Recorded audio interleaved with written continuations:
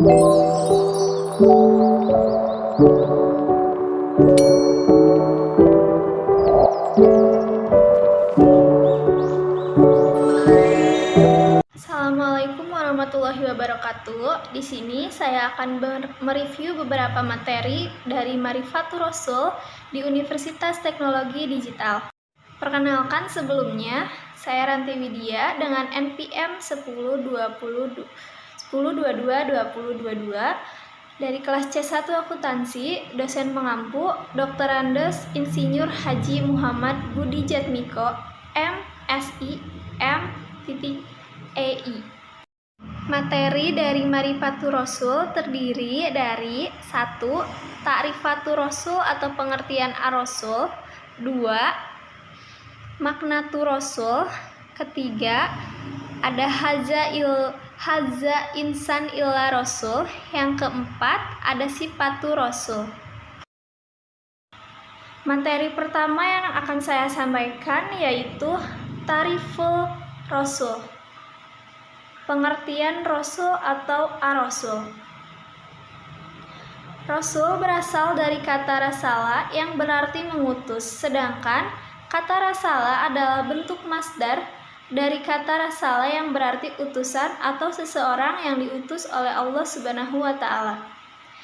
Berikut ada pula ciri-ciri Rasul, yaitu pertama, asifatul asasiyah atau sifat Rasul terdiri dari sidik yaitu jujur, amanah terpercaya, tablik menyampaikan, dan yang terakhir fatonah cerdas.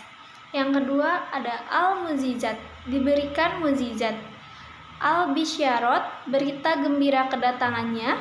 Keempat, an-nubawat, berita-berita kenabian. Yang terakhir al-tasamarot, hasil dakwah yang dilakukan.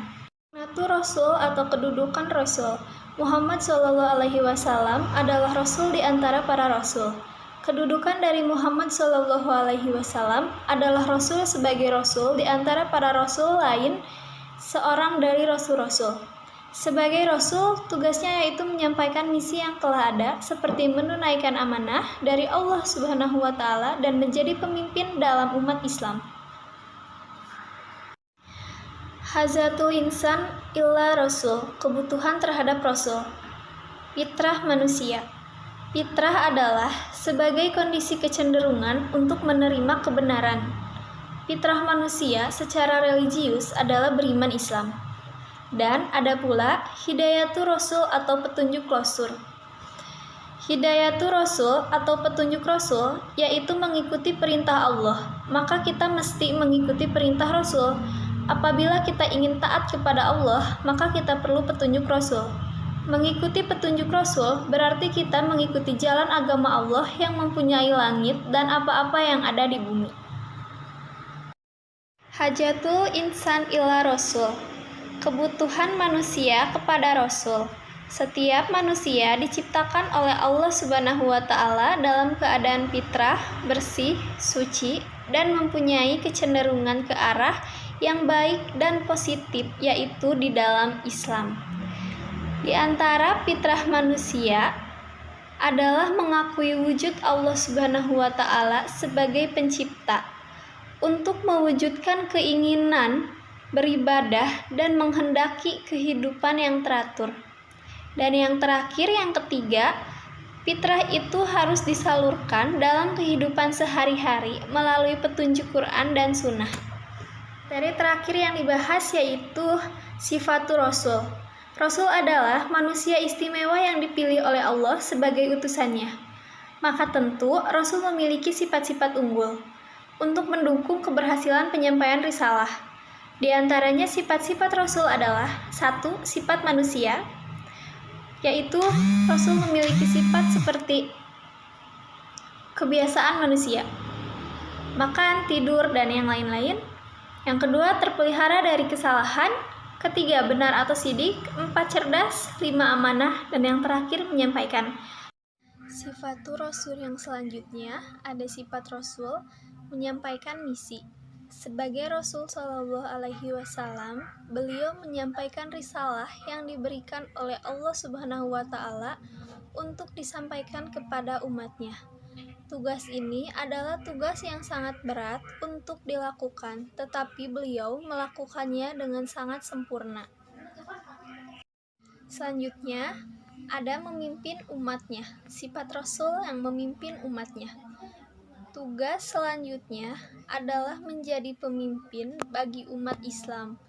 Beliau adalah pemimpin yang sangat sempurna, pemimpin keluarga dan pemimpin negara. Seorang nabi menjadi saksi atas perbuatan tiap umatnya, apakah perbuatan itu sesuai dengan perintah dan larangan dari Allah.